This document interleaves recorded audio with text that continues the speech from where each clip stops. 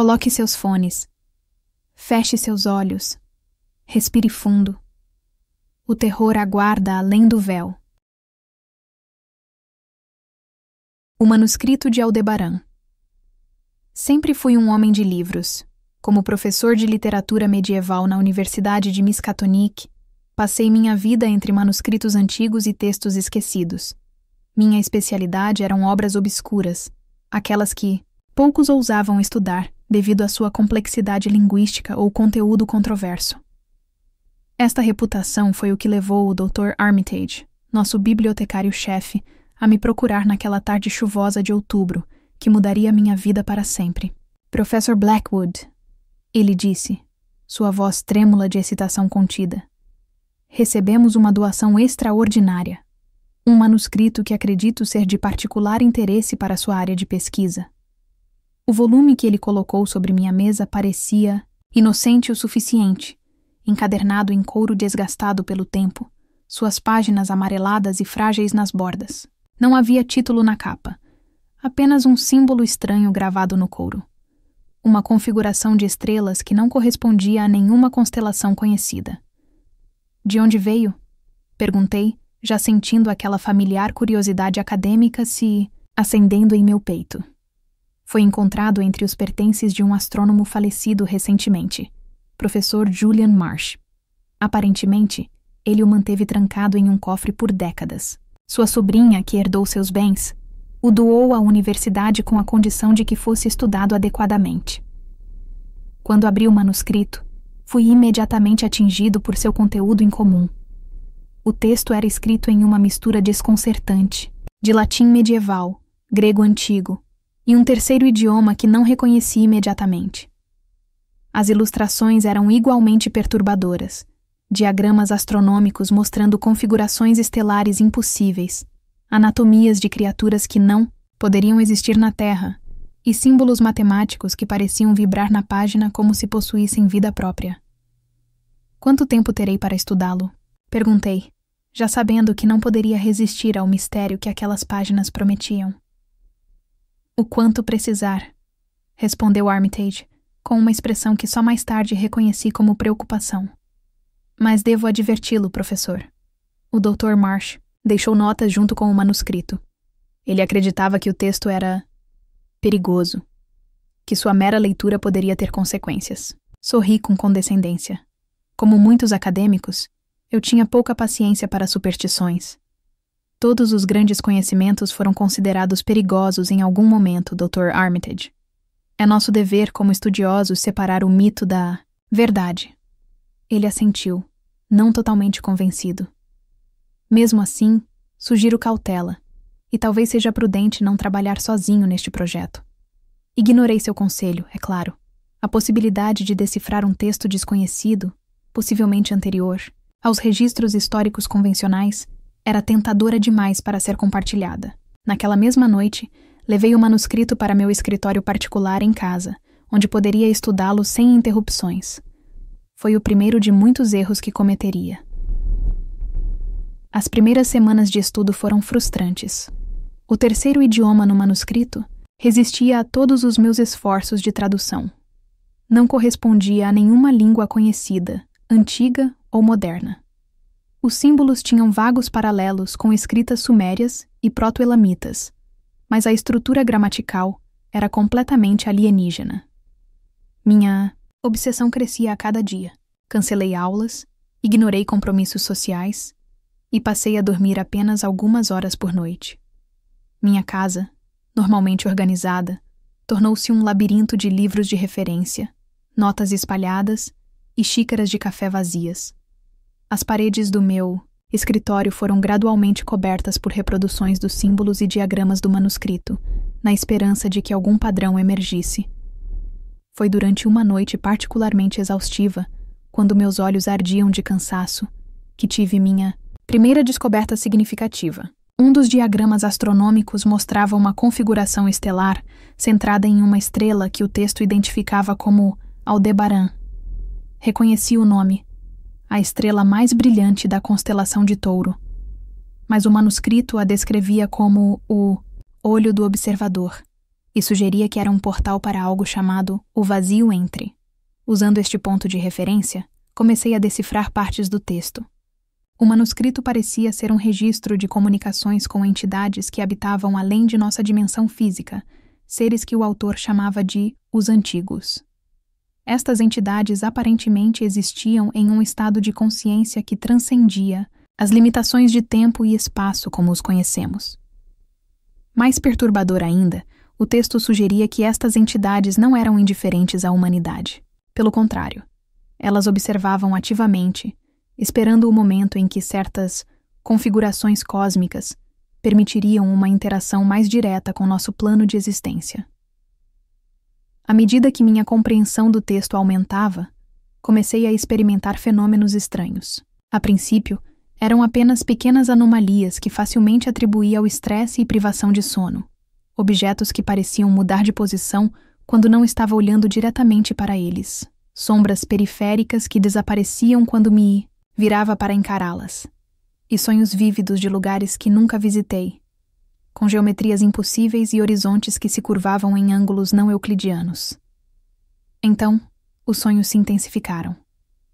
Comecei a sonhar com uma cidade submersa de pedra, negra, cujos edifícios se erguiam em espirais vertiginosas que desafiavam a gravidade. Nesta cidade, seres se moviam nas sombras, formas que minha mente não conseguia processar completamente, deixando apenas impressões de tentáculos, olhos múltiplos e uma sensação esmagadora de antiguidade e poder.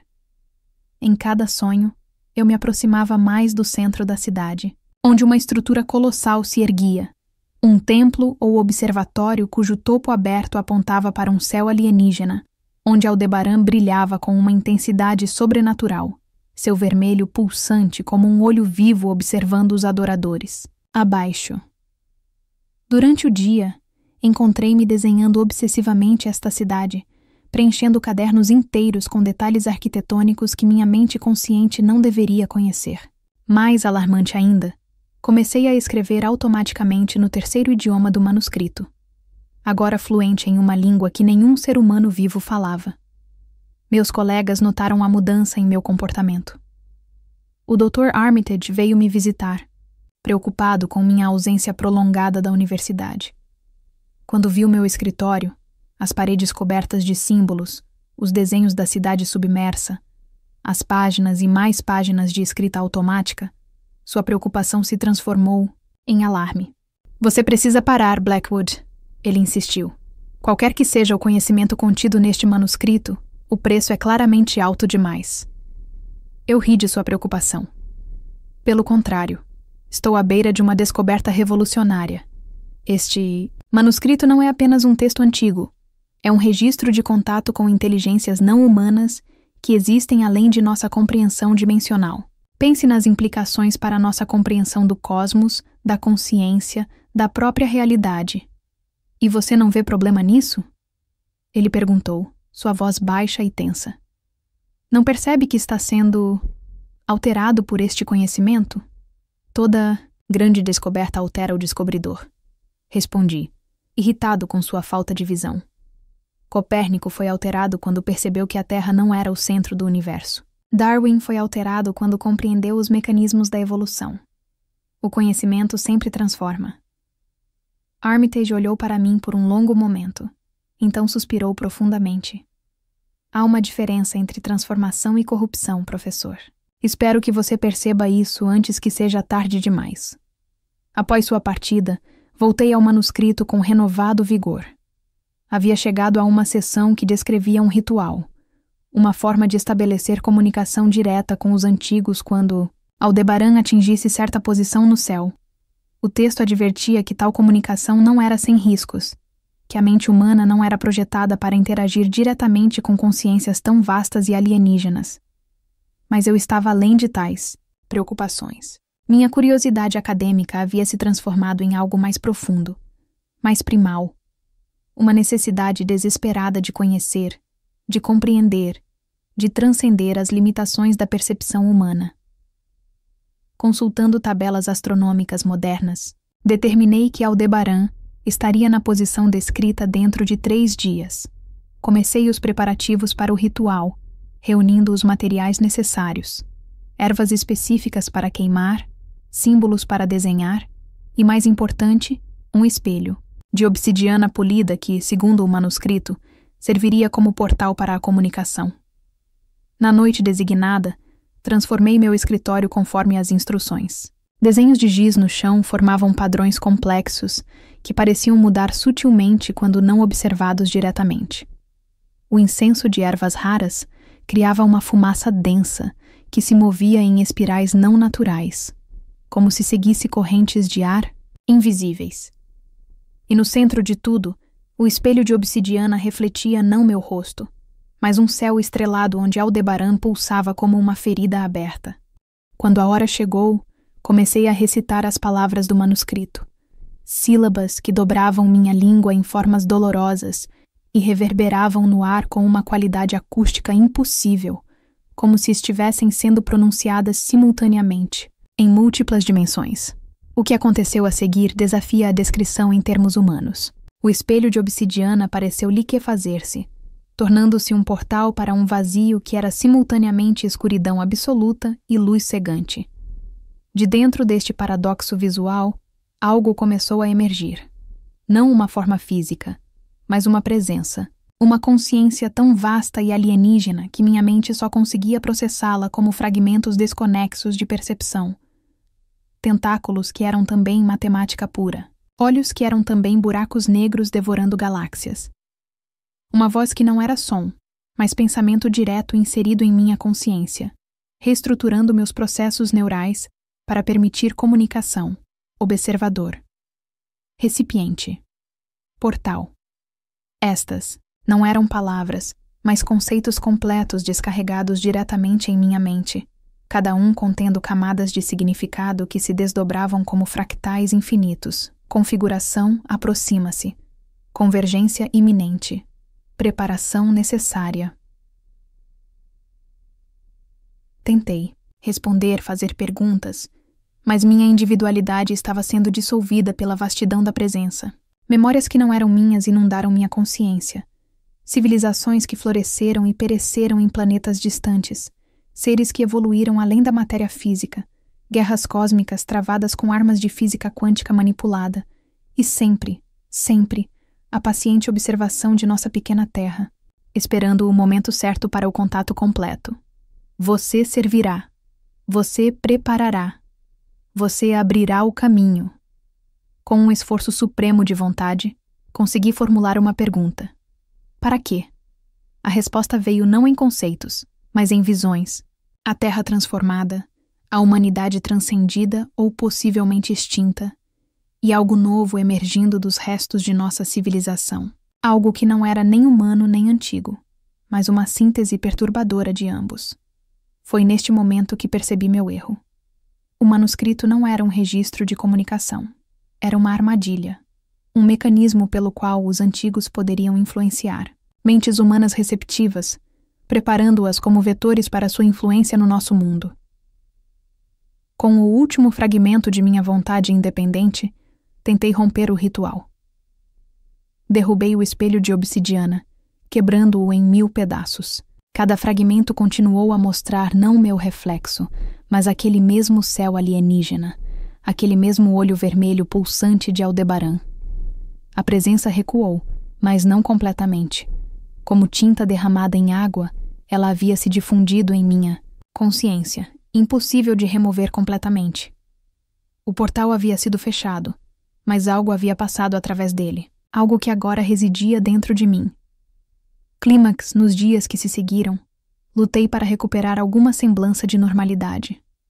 Destruí minhas notas, queimei os desenhos da cidade submersa e tentei retomar minha rotina acadêmica. Mas a presença persistia, manifestando-se em momentos inesperados.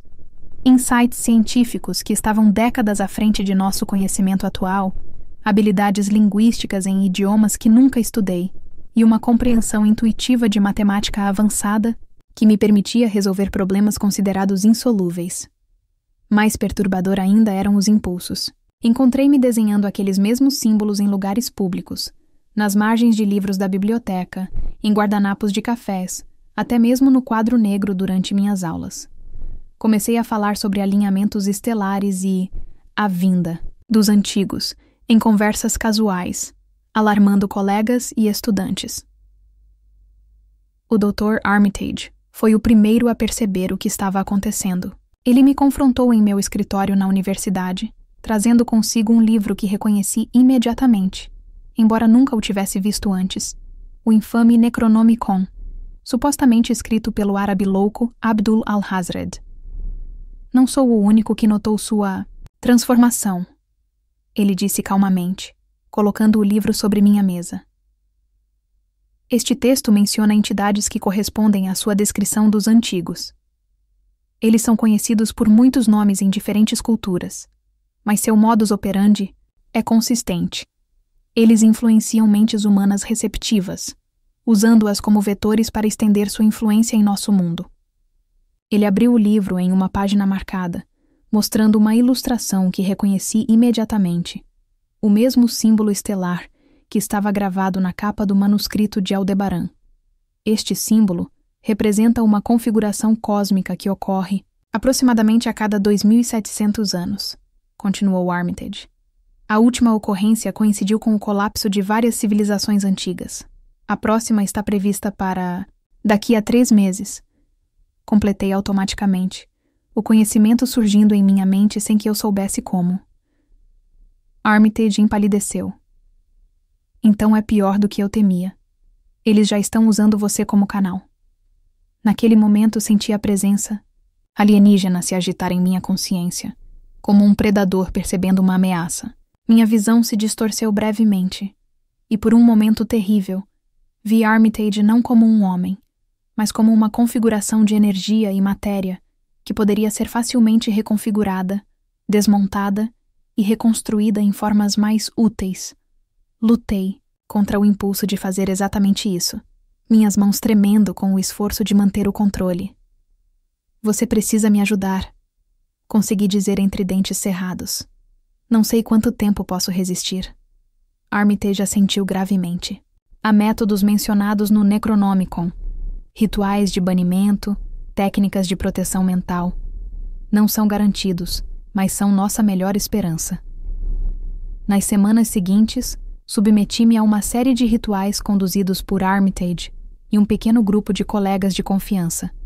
Alguns pareciam ajudar temporariamente, suprimindo a influência alienígena por algumas horas ou dias.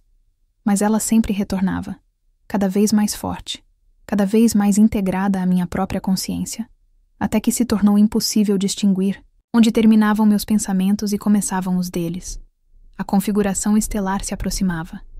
Eu podia senti-la como uma pressão crescente em minha mente, um zumbido constante de antecipação. Comecei a ter visões mesmo acordado. Vislumbres da cidade submersa, agora não mais vazia, mas fervilhando de atividade enquanto seus habitantes se preparavam para algo momentoso. Foi durante uma dessas visões que percebi a verdade completa. Os antigos não planejavam apenas influenciar nosso mundo. Eles planejavam fundir nossas realidades. A configuração estelar criaria uma sobreposição temporária de dimensões, permitindo que eles manifestassem sua cidade, seu reino, diretamente em nosso plano de existência. E eu, junto com outros recipientes ao redor do mundo, serviríamos como âncoras para esta manifestação. Confrontei Armitage com esta revelação. Ele já suspeitava de algo semelhante, tendo conectado relatos de comportamento estranho em acadêmicos, ocultistas e astrônomos amadores ao redor do mundo. Todos aparentemente influenciados por alguma força externa, todos obsessivamente focados na próxima configuração de Aldebaran. Precisamos encontrar todos os outros recipientes, insisti. Se pudermos impedir que um número suficiente de nós participe do evento, talvez possamos interromper o processo. Armitage concordou, e começamos a compilar uma lista. Através de contatos acadêmicos, grupos de discussão ocultista e fóruns de astronomia, identificamos quase 100 indivíduos que mostravam sinais de influência. Alguns já estavam completamente dominados, seus corpos agora meros veículos para consciências alienígenas. Outros, como eu, ainda lutavam por controle. À medida que a data se aproximava, nossa resistência se organizou.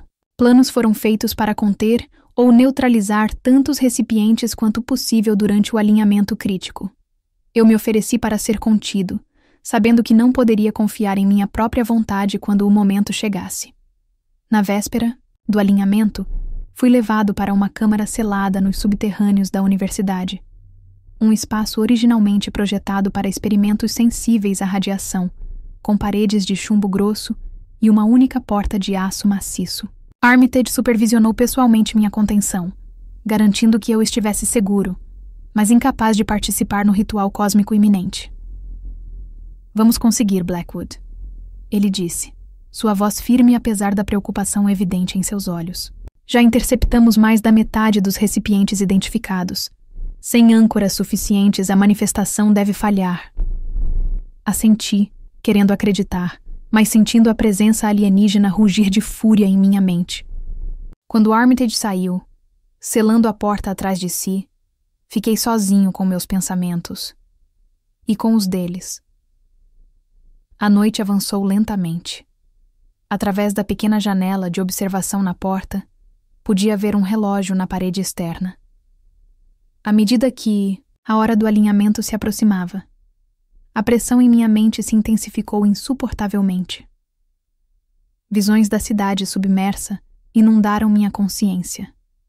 Não mais sonhos ou vislumbres, mas uma realidade alternativa tão vívida quanto a câmara onde meu corpo físico estava contido.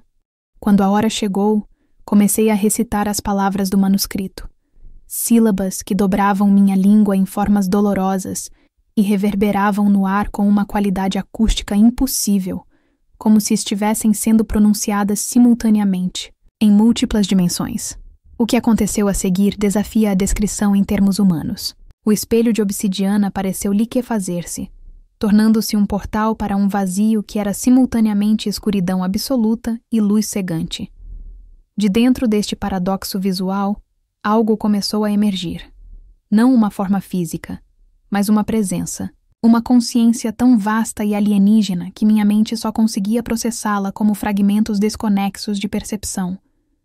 Tentáculos que eram também matemática pura. Olhos que eram também buracos negros devorando galáxias. Uma voz que não era som, mas pensamento direto inserido em minha consciência, reestruturando meus processos neurais para permitir comunicação. Observador. Recipiente. Portal. Estas não eram palavras, mas conceitos completos descarregados diretamente em minha mente, cada um contendo camadas de significado que se desdobravam como fractais infinitos. Configuração aproxima-se. Convergência iminente. Preparação necessária. Tentei responder, fazer perguntas, mas minha individualidade estava sendo dissolvida pela vastidão da presença. Memórias que não eram minhas inundaram minha consciência. Civilizações que floresceram e pereceram em planetas distantes. Seres que evoluíram além da matéria física. Guerras cósmicas travadas com armas de física quântica manipulada. E sempre, sempre, a paciente observação de nossa pequena Terra, esperando o momento certo para o contato completo. Você servirá. Você preparará. Você abrirá o caminho. Com um esforço supremo de vontade, consegui formular uma pergunta. Para quê? A resposta veio não em conceitos, mas em visões. A Terra transformada, a humanidade transcendida ou possivelmente extinta, e algo novo emergindo dos restos de nossa civilização. Algo que não era nem humano nem antigo, mas uma síntese perturbadora de ambos. Foi neste momento que percebi meu erro. O manuscrito não era um registro de comunicação. Era uma armadilha, um mecanismo pelo qual os antigos poderiam influenciar. Mentes humanas receptivas, preparando-as como vetores para sua influência no nosso mundo. Com o último fragmento de minha vontade independente, tentei romper o ritual. Derrubei o espelho de obsidiana, quebrando-o em 1000 pedaços. Cada fragmento continuou a mostrar não meu reflexo, mas aquele mesmo céu alienígena, aquele mesmo olho vermelho pulsante de Aldebaran. A presença recuou, mas não completamente. Como tinta derramada em água, ela havia se difundido em minha consciência, impossível de remover completamente. O portal havia sido fechado, mas algo havia passado através dele, algo que agora residia dentro de mim. Clímax, nos dias que se seguiram, lutei para recuperar alguma semblança de normalidade. Destruí minhas notas, queimei os desenhos da cidade submersa e tentei retomar minha rotina acadêmica. Mas a presença persistia, manifestando-se em momentos inesperados. Insights científicos que estavam décadas à frente de nosso conhecimento atual, habilidades linguísticas em idiomas que nunca estudei e uma compreensão intuitiva de matemática avançada que me permitia resolver problemas considerados insolúveis. Mais perturbador ainda eram os impulsos. Encontrei-me desenhando aqueles mesmos símbolos em lugares públicos, nas margens de livros da biblioteca, em guardanapos de cafés, até mesmo no quadro negro durante minhas aulas. Comecei a falar sobre alinhamentos estelares e a vinda dos antigos, em conversas casuais, alarmando colegas e estudantes. O Dr. Armitage foi o primeiro a perceber o que estava acontecendo. Ele me confrontou em meu escritório na universidade, trazendo consigo um livro que reconheci imediatamente, embora nunca o tivesse visto antes, o infame Necronomicon, supostamente escrito pelo árabe louco Abdul al-Hazred.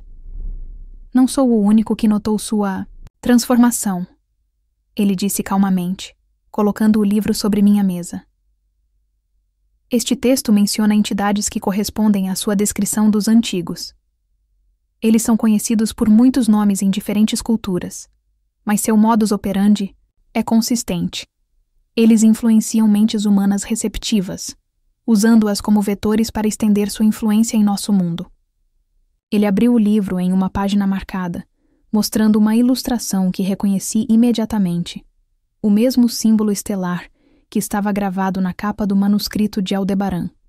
Este símbolo representa uma configuração cósmica que ocorre aproximadamente a cada 2.700 anos, continuou Armitage. A última ocorrência coincidiu com o colapso de várias civilizações antigas. A próxima está prevista para daqui a 3 meses. Completei automaticamente, o conhecimento surgindo em minha mente sem que eu soubesse como. Armitage empalideceu. Então é pior do que eu temia.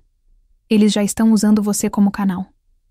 Naquele momento senti a presença alienígena se agitar em minha consciência, como um predador percebendo uma ameaça. Minha visão se distorceu brevemente, e por um momento terrível, vi Armitage não como um homem, mas como uma configuração de energia e matéria que poderia ser facilmente reconfigurada, desmontada e reconstruída em formas mais úteis. Lutei contra o impulso de fazer exatamente isso, minhas mãos tremendo com o esforço de manter o controle. Você precisa me ajudar, consegui dizer entre dentes cerrados. Não sei quanto tempo posso resistir. Armitage assentiu gravemente. Há métodos mencionados no Necronomicon, rituais de banimento, técnicas de proteção mental. Não são garantidos, mas são nossa melhor esperança.